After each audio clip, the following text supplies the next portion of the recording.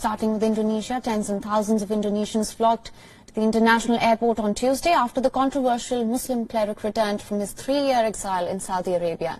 Rizieq Syihab, the leader of the Islamic Defenders Front, left Indonesia in 2017 after facing criminal charges including pornography and insulting the state ideology.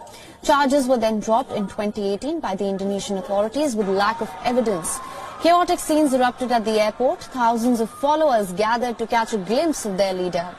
The crowd chanted, "God is great," marching towards the arrival gates, anticipating their leader's arrival. His supporters, holding placards and banners, cheered with joy as Syihab walked through the immigration gates with his family. Hari ini kita menyambut kedatangan Imam Besar kita Habib Rizieq Syihab. Ini merupakan hari yang luar biasa bagi pecinta beliau. Perasaannya gimana? Perasaannya sungguh fantastis, menakjubkan, menyenangkan, gembira. Ini suatu hal yang di luar ekspektasi manusia.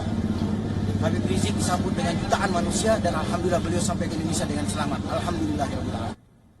Shortly after arriving home in Jakarta, Syihab called for a fight against injustice. Addressing his supporters, Syihab said, and I'm quoting here, "My return home today is to call on you and to invite all Indonesian Muslims to join in a moral revolution. Do you agree? Are you ready to start a moral revolution today?"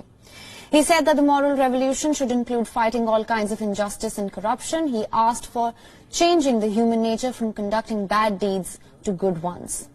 The massive crowds halted traffic to and from the airport, forcing several airlines to delay their flights. Airport authorities say that many of his followers spent the night at the airport waiting for the cleric's arrival. To maintain order, over 1,500 security personnel were deployed at the airport, including the military, and in a TV address, the group's spokesman urged the followers to maintain order and abide by the coronavirus protocols. He said, and I'm quoting again, "We did not mobilize them to come. They came voluntarily because they had long missed their beloved leader." A few years ago, the Islamic Defenders Front was on the political fringes. The group wants Islamic Sharia law to apply to Indonesia's 230 million Muslims. It should be noted that Indonesia is the world's most populous Muslim country. It has a secular government and a reputation as a tolerant, pluralist society that respects freedom of expression. Rizieq Syihab's return is surely a worry to many. Regional experts say that Syihab could potentially strengthen his group as an opponent of the government. He enjoys a significant influence and followers to be reckoned with by all politicians in this country.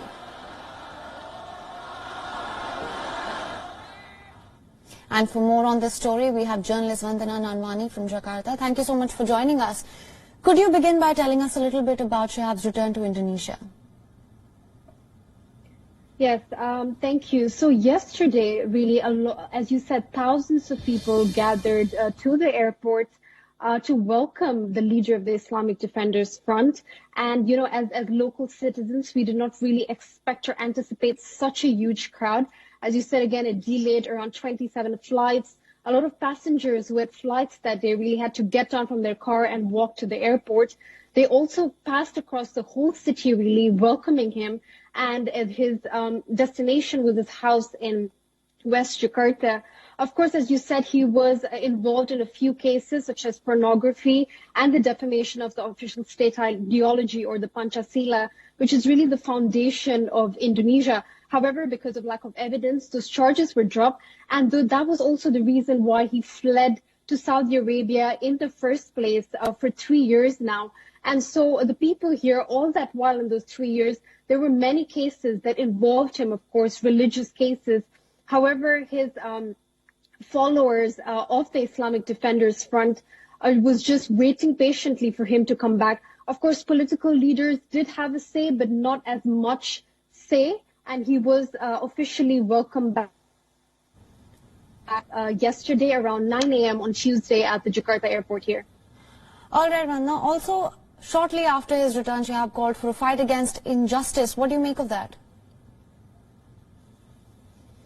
Yes, so of course he was, I'm sure he was referring to what has happened recently with the French president and, Indonesia, as you said, is the most populated Muslim country. So they really took it into offense what was said by the French president, and they take religious matters here very seriously. So he was definitely referring to the injustice on the Muslim people that has happened in the recent years.